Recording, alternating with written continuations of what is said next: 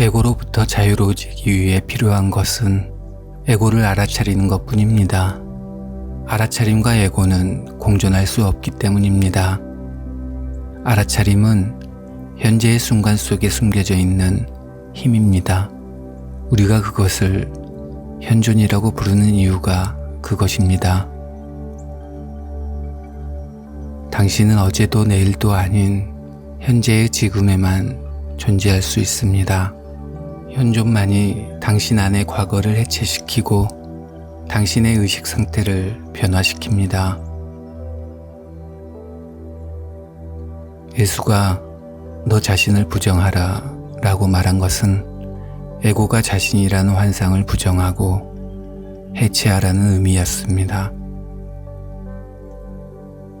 이 환상의 나를 버렸을 때 남는 것은 그 안에서 지각과 경험과 생각과 감정이 나타났다가 사라지는 의식의 빛입니다. 그것이 바로 더 깊은 곳에 있는 나, 진정한 나, 순수한 있음입니다. 내 삶의 배후에 항상 있는 나의 본질적인 순수 존재, 그 나의 있음을 감지할 수 있는가? 더 정확히 말하면 지금 이 순간 나는 나의 있음이다 를 감지할 수 있는가? 나 자신이 그것임을 알 때 내 삶에서 일어나는 일들은 더 이상 절대적이지 않고 단지 상대적인 중요성만을 지니게 됩니다. 그 일을 존중하기는 해도 절대적인 심각성과 중압감은 사라져버립니다. 궁극적으로 중요한 것은 오직 이것입니다.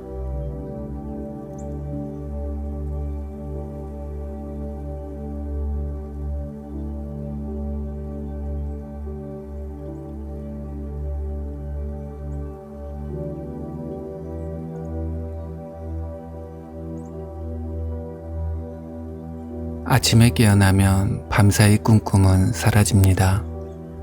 아, 단지 꿈이었구나. 실제가 아니었어. 라고 우리는 말합니다.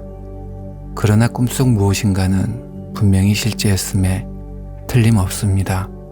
그렇지 않으면 그것은 존재할 수가 없었습니다.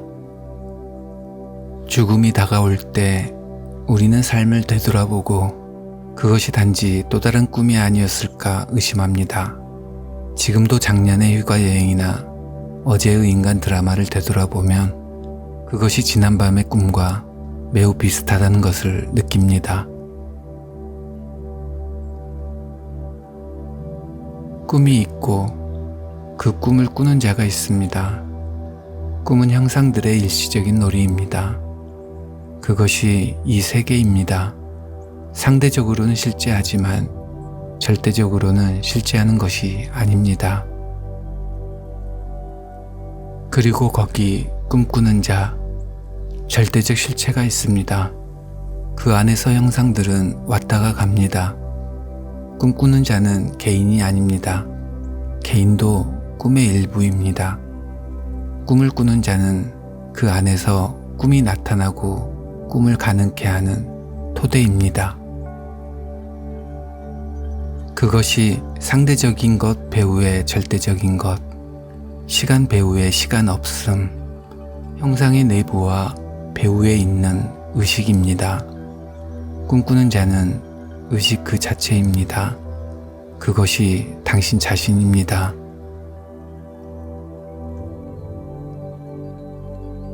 꿈속에서 깨어나는 것, 그것이 지금 우리의 목적입니다. 우리가 그 꿈 안에서 깨어나면 에고가 만들어낸 지구상의 드라마는 끝이 나고 더 평온하고 경이로운 꿈이 일어납니다. 이것이 새로운 지구입니다.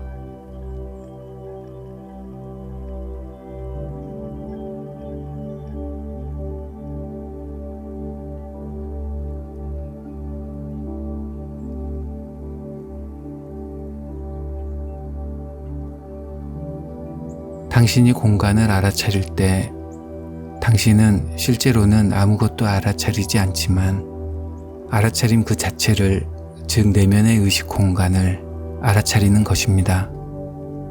당신을 통해 우주는 그 자신을 알아차리는 것입니다. 눈이 아무것도 볼 것이 없을 때 그 아무것도 없음이 공간으로 지각됩니다. 귀가 아무것도 들을 것이 없을 때 그 아무것도 없음이 고요로 인식됩니다.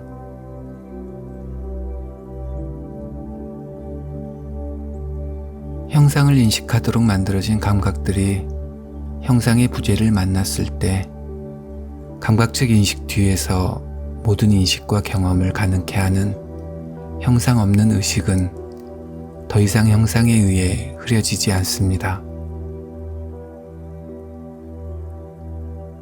당신이 보고 듣고 느끼고 만지고 생각하는 것은 실체의 절반에 지나지 않습니다. 그것은 형상의 차원입니다.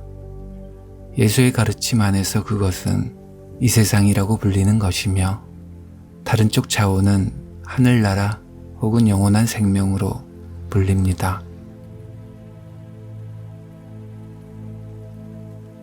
공간이 모든 사물의 존재를 가능케 하듯이 또한 고요 없이는 소리도 있을 수 없는 것처럼 당신도 당신 존재의 중요한 본질인 형상 없는 차원 없이는 존재할 수 없습니다.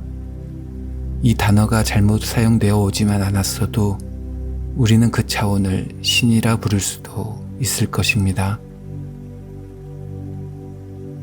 나는 그것을 순수한 있음이라고 부르기를 좋아합니다.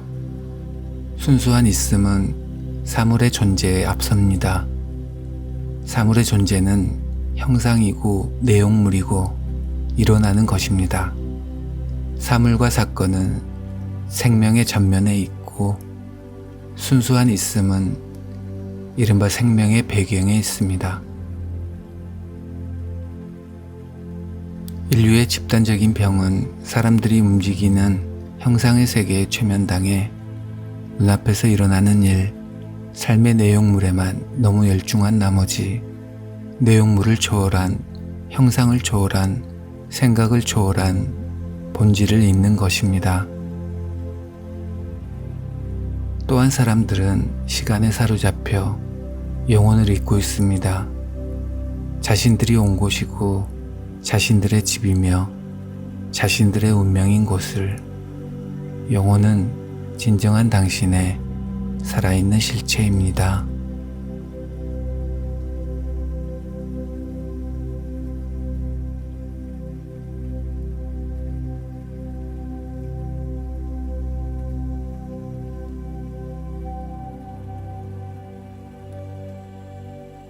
강력한 영적 실천 중 하나는 에고의 작아짐이 일어날 때 그것을 복구하려는 시도 없이 의식적으로 작아진 채 두는 것입니다. 때때로 실행해 볼 것을 권합니다. 예를 들어 누군가에게 비판받거나 비난받거나 험담을 들었을 때 곧바로 반박과 자기 방어를 시도하지 말고 아무것도 하지 않는 것입니다. 그때 자기 이미지가 축소되도록 놓아두고 자신 깊은 곳에서 느껴지는 것에 깨어 있으십시오. 몇 초 동안은 자기 자신이 작아졌다는 불쾌감이 있을 것입니다. 그러나 그때 생명력으로 가득한 넓은 공간을 감지하지 않는가? 당신은 전혀 작아지지 않았습니다. 오히려 확장되었습니다. 그때 당신은 놀라운 깨달음을 얻을지도 모릅니다.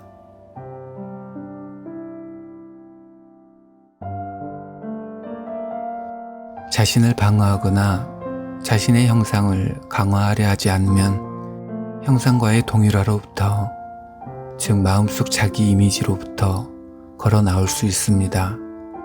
에고의 관점에서 보면 작아짐으로써 당신은 역으로 더 넓어지며 순수한 있음이 앞으로 나올 여유 공간이 생깁니다.